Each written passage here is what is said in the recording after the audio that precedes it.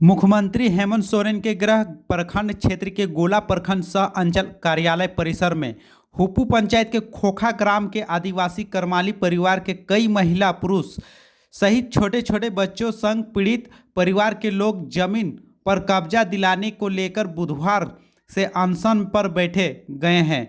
वहीं पीड़ित परिवार के लोगों का कहना है कि पिछले 3-4 वर्षों से अंचल कार्यालय, एसडीओ कार्यालय और उपायुक्त कार्यालय का चक्कर काट रहे हैं, लेकिन न्याय नहीं मिल रही है। यहाँ से वहाँ दर बदर भटक रहे हैं। हमारी कोई सुध लेने वाला नहीं है। राज्य में आदिवासी की सरकार है, पर हमारी कोई भी सुनने वाला नहीं है।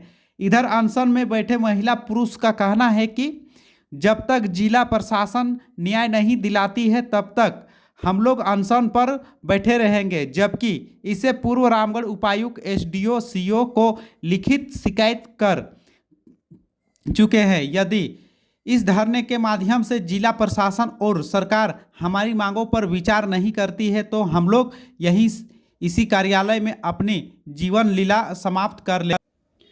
बताते चले कि इन आदिवासी परिवार के लोगों का अबुआ आवास योजना 1 वर्ष पूर्व ही सरकार के द्वारा स्वीकृति हुई है, लेकिन दबंगों के द्वारा जमीन में विवाद उत्पन्न कर दिया गया है, जिससे प्रधानमंत्री आवास योजना और अबुआ आवास योजना बनाने में परेशानी हो रही है। धरने में शंकर, करमाली, मुन्ना, पवन, प्रमोद, आकाश, संतोष, विकास, कृष्णा, पूनम देवी, चुमा देवी, पूर्णिमा, खुशबू, परी, बालो, प्रियंका, बुधनी, हेमंती, भारती आदि महिला पुरुष शामिल थे।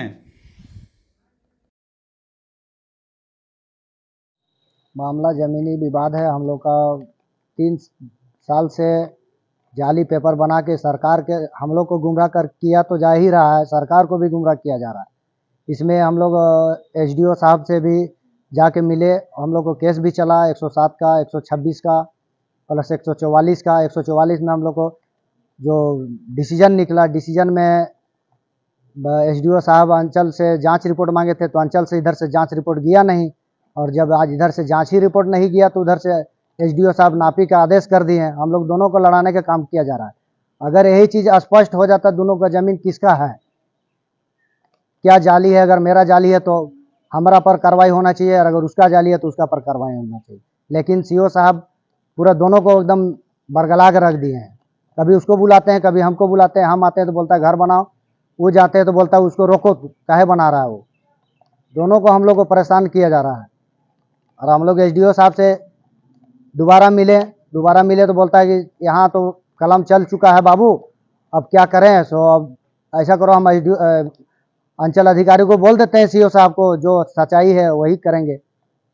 वो फ़ोन कर दिए यहाँ, फिर यहाँ हम लोग मिले तो बोलता अच्छा ठीक है हम देख लेंगे।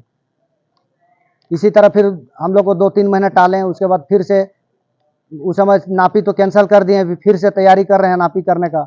इसीलिए हम लोग आमरण अनशन का धरना पर बैठे हैं कि हम लोग उचित कार्रवाई हो।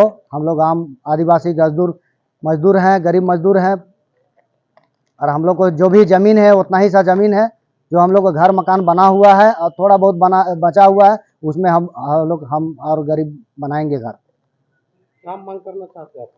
हम लोग यही मांग कर रहे हैं कि उचित कार्रवाई हो और सही से जांच हो, अंदरूनी से जांच किया जाए। उसको जाली पेपर को हुकुमनामा बनाया है जाली, और आज से 2 साल पहले उसके पास कुछ पेपर नहीं था।